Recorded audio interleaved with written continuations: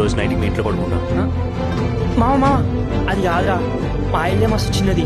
అమ్మ నేను ఉండడానికే చిన్నగా అయిపోయింది. నిన్ను ఎవరైతే ఇంటికి కూడా రానివ్వలేదో వాళ్ళకి కాల్ చేసి నీకు బెట్టింగ్ లో ₹1,00,000 వచ్చిందని చెప్పు. నాకు బెట్టింగ్లో ₹1,00,000 వచ్చినాయిరా.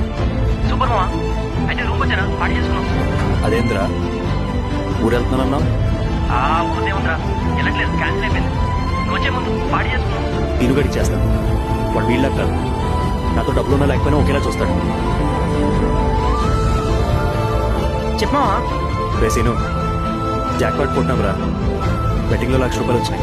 సూపర్ మామ, నాకు తెలిసిన నీ హ్యాండ్ ఎప్పుడు రేజింగ్ లోనే ఉంటారని చెప్పేసి చాలా హ్యాపీగా ఉంది మామ. ఇంటికి వస్తావా, దావత్ చేసుకుందాం. నాకు కూడా మస్తు దినమైందా. అమ్ముందన్నావు కదరా? హే అమ్మాయి ఏముందిరా, బయట పడుకోమంటే బయట పడుకుంటుంది, లేదంటే ఒక మూల కూర్చుంటుందిరా. వస్తున్నా కదా మామ, వచ్చి